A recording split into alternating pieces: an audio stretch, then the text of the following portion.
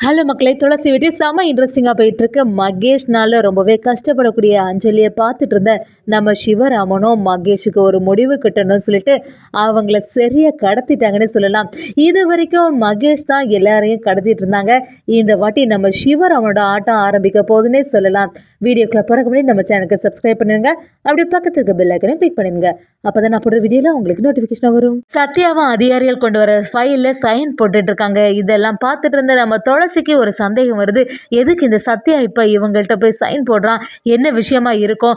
சரி, அந்த அதிகாரிகள்கிட்ட போய் விசாரிக்கலான்னு சொல்லிட்டு கேட்கும்போது, என்னாச்சு அந்த ஆள் வந்து உங்கள்கிட்ட சைன் போட்டாங்க என்னன்னு கேட்கும்போது, அந்த அதிகாரிகளும் இவன் சரியான ஒரு அக்யூஸ்டுமா, இவனெல்லாம் நம்பவே கூடாது, யாருமே இவன் கூட எல்லாம் சகவாசம் வச்சுக்கவே கூடாது அப்படின்னு சொல்லிட்டு அந்த அதிகாரிகள் நம்ம துளசிக்கிட்ட சொல்லும்போது துளசியும் சந்தேகப்பட ஆரம்பிக்கிறாங்க. எதுக்காக இந்த மாதிரி அக்யூஸ் சொல்லிட்டு போறாங்கன்னு தெரியலையே, இவன் தானே நம்ம அஞ்சலி கிட்ட வேலை பார்க்கக்கூடிய ஆளு, அஞ்சலிக்கு இவனால ஏதாவது ஆபத்து வந்துடுமோ அப்படின்னு சொல்லிட்டு துளசியும் குழம்பி போய் நிற்கிறாங்க. சரி, இந்த விஷயத்தை எப்படியாவது நம்ம அஞ்சலி கிட்ட சொல்லணும் அப்படின்னு சொல்லிட்டு நம்ம துளசியும் தயாராகிட்டே இருக்காங்க. அதே சமயத்தில் மகேஷும் அஞ்சலியோட வயத்துல வளர குழந்தையும் நல்லபடியா இருக்கணுமே அப்படின்னு சொல்லிட்டு ரொம்பவே ஃபீல் பண்ண ஆரம்பிக்கிறாங்க. சரி, அஞ்சலியை போய் பார்க்கலான்னு சொல்லிட்டு கிளம்புறாங்க. அதே சமயத்தில் அஞ்சலி நம்ம மகேஷை பார்த்த உடனே பயங்கரமா டென்ஷன் ஆகிறாங்க. இப்போ எதுக்கு தேவையில்லாமல் இந்த இடத்துக்கு வந்திருக்கீங்க, என்னை நிம்மதியாகவே இருக்க விட மாட்டியா? அதான் உனக்கு எனக்கும் எந்த சம்மந்தமும் இல்லை, என்னோட வாழ்க்கையில் குறுக்கிடாதுன்னு சொல்லியிருக்கேன்ல, கோர்ட்லேயே அவங்க சொல்லியாச்சுல, அதுக்கப்புறமா எதுக்கு தேவையில்லாமல் இந்த இடத்துக்கு வந்த அப்படின்னு சொல்லிட்டு மகேஷை பார்த்து திட்ட ஆரம்பிக்கும் போது, மகேஷும் என்ன அஞ்சலி நீ இப்படி பேசுகிற, எனக்கு வந்து உன் மேலே எவ்வளோ அக்கறை இருக்குது தெரியுமா, உன் மேலே இருக்க அக்கறைனாலையும் நம்ம குழந்தை நல்லபடியாக இருக்கணும்னு சொல்லிட்டு தானே நான் வந்து இதெல்லாம் செய்தேன். நான் சொல்கிறத எதுவுமே கேட்காம நீ மெக்கானிக்கல் ஷெட்டை வேற நடத்த ஆரம்பிச்சிட்ட அப்படி சொல்லும்போது, நம்ம அஞ்சலியும் நீ இது வரைக்கும் எனக்கு எவ்வளோ டார்ச்சர் கொடுத்துருக்க, எல்லாத்தையுமே மீறி நான் இந்த மெக்கானிக்கல் ஷெட்டு நடத்தி தான் தீருவேன் அப்படி சொல்லும்போது, நம்ம மகேஷும் நீ எல்லாத்தையுமே மறந்துட்டியா அஞ்சலி, ஹாஸ்பிட்டலில் செக்அப் பண்ணக்கூடிய நாள் ஆகுதுல்ல, நீ எதுக்கு இன்னும் ஹாஸ்பிட்டலில் போய் பார்க்காம இருக்க அப்படின்னு சொல்லிட்டு நம்ம மகேஷ் கேட்கும்போது, அஞ்சலியும் நான் என்னை பார்த்துக்கலாம், நீ ஒன்றும் இந்த விஷயத்தில் தலையிடாத அப்படி சொல்லும்போது, நம்ம மகேஷும் விடுற மாதிரி இல்லை. என்ன அஞ்சலி இவ்வளோ பொறுப்பு இல்லாமல் பேசிட்டு இருக்க, கரெக்டான சமயத்துக்கு செக்அப் போனல, வா என் கூட வா, நான் கூட்டிகிட்டு போகிறேன் அப்படி சொல்லும்போது, நம்ம அஞ்சலி கேட்குற மாதிரி இல்லை, நான் வரவே மாட்டேன் அப்படின்னு சொல்கிறாங்க. நம்ம மகேஷும் ஒரு கட்டத்தில் இல்லை, இப்படியெல்லாம் நீ கூப்பிட்டா நீ வர மாட்டேன்னு எனக்கு நல்லாவே தெரியும், கோர்ட்டில் தான் ஏற்கனவே ஆர்டர் சொல்லியிருக்காங்கல்ல, 6 மாதத்துக்கு நம்ம தான் சேர்ந்து இருக்கணும்னு சொல்லி, அதனால தான் நான் வந்திருக்கேன். இங்கே பாரு, நீ இதுக்கு மேலே ஏதாவது பிரச்சனை பண்ணேன்னா மறுபடியும் கோர்ட்டில் நான் போக வேண்டியது வரும் அப்படிங்கிற மாதிரி மகேஷ் மிரட்ட ஆரம்பிக்கிறாங்க.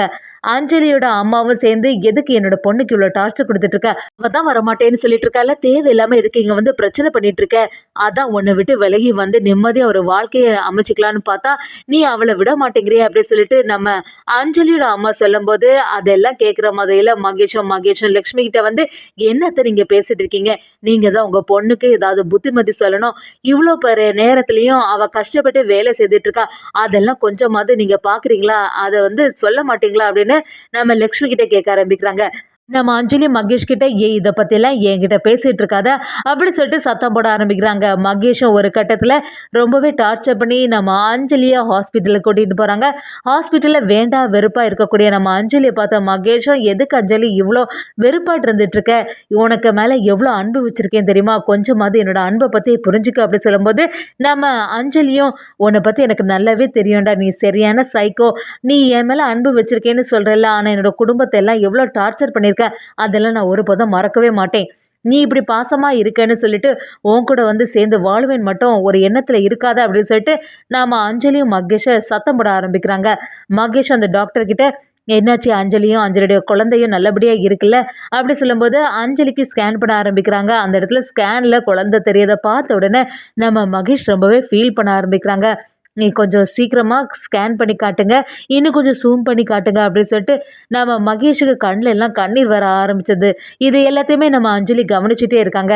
மகேஷும் நம்ம அஞ்சலி கிட்ட வந்து, அஞ்சலி டாக்டர் வந்து என்னெல்லாம் சொல்கிறாங்கன்னு எல்லாத்தையுமே கவனிச்சுக்கணும் அப்படின்னு கேட்கும்போது, டாக்டரும் இவங்க கொஞ்சம் வீக்காக இருக்காங்க, நேரத்துக்கு சாப்பிடணும், ஃப்ரூட்ஸ் எல்லாம் அதிகமாக எடுத்துக்கணும்னு சொல்லும்போது நம்ம மகேஷும் அஞ்சலிக்கு அட்வைஸ் பண்ண ஆரம்பிக்கிறாங்க. வீட்டில் வந்த உடனே அஞ்சலி அப்படியே கதறி அழ ஆரம்பிக்கிறாங்க. அவங்க அம்மா கிட்ட வந்து இங்கே நடக்கிறது எதுவுமே சரியில்லை, அந்த மகேஷ் கூட எனக்கு வாழறதுக்கு கொஞ்சம் கூட விருப்பம் இல்ல. என்ன வந்து நிம்மதியாவே இருக்க விட மாட்டேங்கிறான். அப்படி சொல்லிட்டு அழ ஆரம்பிக்கும்போது அவங்க அம்மாவும் நம்ம அஞ்சலிய பார்த்து, "அஞ்சலி நீ எதுக்குமே ஃபீல் பண்ணாத. கூடிய சீக்கிரத்துல எல்லாமே சரியாயிடும்." அப்படி சொல்லும்போது அஞ்சலியும், "இந்த குழந்தை இருக்கிறனால தானே நம்மகிட்ட வந்து பேசிட்டு இருக்கா. இவ்வளோ டார்ச்சர் பண்றான்." அப்படி சொல்லிட்டு நம்ம லக்ஷ்மி கிட்ட ஃபீல் பண்ண ஆரம்பிக்கிறாங்க. இது எல்லாத்தையுமே தூரத்துல இருந்து சிவராமன் கவனிச்சுட்டே இருக்காங்க. பாவம் அஞ்சலி, அஞ்சலியோட வாழ்க்கை இப்படி ஆயிடுச்சு. இந்த மகேஷ்னால தான் அஞ்சலிக்கு இவ்வளவு பிரச்சனை வருது. அஞ்சலியோட வாழ்க்கையில அவ நிம்மதியா இருக்கணும். அதுக்கு ஒரே வழி அந்த மகேஷை ஏதாவது பண்றதுதான் அப்படின்னு சொல்லிட்டு நம்ம சிவராமனும் யோசிக்க ஆரம்பிக்கிறாங்க. சிவராமனும் இந்த மகேஷை ஏதாவது ஒரு வழி பண்ணணும். அதுக்கு என்ன செய்யறது அப்படின்னு சொல்லிட்டு யோசிச்சு அவங்க ஃப்ரெண்டு கிட்ட ஹெல்ப் கேட்கறதுக்கு போறாங்க. அவங்க ஃப்ரெண்டு கிட்ட நடந்தது எல்லாத்தையுமே நம்ம சிவராமன் சொல்ல ஆரம்பிக்கிறாங்க. சிவராமன் அவங்கள்ட்ட, "நான் வந்து மகேஷ எப்படியாவது கடத்திடலாமா அப்படின்னு யோசிக்கிறேன்." அப்படி சொல்லும்போது, "நீ சொல்றது எல்லாமே சரியா தான் இருக்கு சிவராமா. அதுக்கு ஏதாவது பிளான் பண்ணியிருக்கியா?" அப்படின்னு கேட்கும்போது, "ஆமா ஒரு ஐடியா வச்சிருக்கேன். ஆனா நீ அதுக்கு உதவி பண்ணணும்." அப்படி சொல்லிட்டு நம்ம சிவராமனும் அவங்க ஃப்ரெண்டும் சேர்ந்து மகேஷ் எப்படியாவது கடத்தணும்னு சொல்லி ஒரு திட்டத்தை போடுறாங்கன்னே சொல்லலாம். அப்படி மகேஷ் கார்ல வந்துட்டு இருக்கும்போது திடீர்னு கார் முன்னாடி ஒருத்தங்க விழுந்துடுறாங்க. அதை கவனிச்ச மகேஷும் யாருக்கு என்னாச்சோ சரி இப்போ இறங்கி போய் பார்க்கலான்னு சொல்லிட்டு என்னன்னு கேட்கும்போது கரெக்டான சமயத்துல நம்ம சிவராமனோட ஃப்ரெண்டு வந்து நம்ம மகேஷை பின்னாடி மறிச்சு அப்படியே மூக்குல ஒரு கர்ச்சீஃபை வச்சு மயக்கமடை செய்றாங்க. நம்ம சிவராமனும் அவங்க ஃப்ரெண்டும் சேர்ந்து இதாண்டா சான்ஸ் சொல்லிட்டு மகேஷை கடத்திட்டாங்கன்னு சொல்லலாம். மகேஷை வந்து அப்படியே ஒரு இடத்துல கட்டி வைக்கிறாங்க. அந்த இருட்டறையில மகேஷ் எங்க இருக்காங்கன்னு அவங்களுக்கு தெரிய மாட்டேங்குது. ஒரு மயக்கமான நிலைமையிலே இருக்காங்க. நம்ம சிவராமனும் இவனெல்லாம் சும்மாவே விடக்கூடாது. எத்தனை வருஷமா எவ்வளவு வேலைகள் செய்திருக்கான்.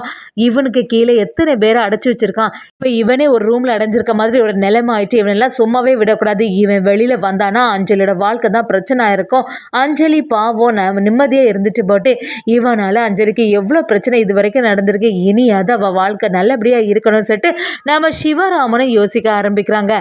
அதே சமயத்துல நம்ம துளசிக்கு எல்லா விஷயமும் தெரிஞ்ச உடனே துளசியும் அந்த சத்யா நல்லவன் கிடையாது. இதை எப்படியாவது நம்ம அஞ்சலிக்கு புரிய வைக்கணும்னு சொல்லிட்டு அஞ்சலிக்கு ஃபோன் பண்ண ஆரம்பிக்கிறாங்க. அஞ்சலிக்கிட்ட வந்து, "அஞ்சலி நான் இன்னைக்கு ஒரு சம்பவத்தை பார்த்தேன். அந்த சத்யாவை பற்றி உனக்கு ஏதாவது ஒரு உண்மை தெரியுமா?" அப்படி கேட்கும்போது, "என்னக்கா எதை பற்றி பேசுகிற?" அப்படி கேட்கும்போது நம்ம துளசியும், "இல்லை சத்யா வந்து இந்த மாதிரி ஒரு ஃபைலில் சைன் போட்டால் அதிகாரிகள் எல்லாருமே அவனை அக்யூஸ்டு சொன்ன மாதிரி இருந்துச்சு. அதை பற்றி உனக்கு தெரியுமா? அவன் கூட எல்லாம் சகவாசம் வச்சுக்கவே கூடாது அப்படின்னு சொன்னாங்க."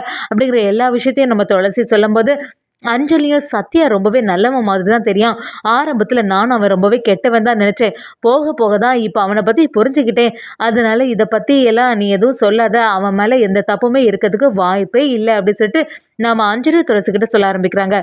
துளசி அஞ்சலியை பார்த்து, "இல்லை அஞ்சலி நீ சொல்கிறது எல்லாமே சரியாக தான் இருக்குது. ஆனால் எதுக்கும் ஒருக்கா ஜாக்கிரதையாக இருந்துக்கோ. அவனை பற்றின ஏதாவது ஒரு டீட்டெயில் எல்லாம் தெரிஞ்சு வச்சுக்கோ." அப்படி சொல்லிட்டு நம்ம அஞ்சலிக்கிட்ட சொல்ல ஆரம்பிக்கிறாங்க.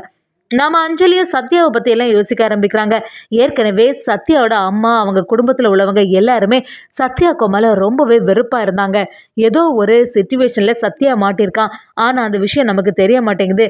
கூடிய சீக்கிரத்துல சத்யாவோட விஷயம்லாம் நமக்கு தெரிய ஆரம்பிச்சிடணும். சத்யாவோட வாழ்க்கை நல்லபடியா இருக்கணும் அப்படிங்கிற ஒரு எண்ணம் நம்ம அஞ்சலிக்கு வருதுன்னே சொல்லலாம். எப்பவுமே எல்லாருக்குமே ஆப்பு வச்சுட்டு இருக்க நம்ம மகேஷ் இப்ப சரியா சிவராமனோட பிடியில மாட்டிட்டு இருக்காங்கன்னே சொல்லலாம்.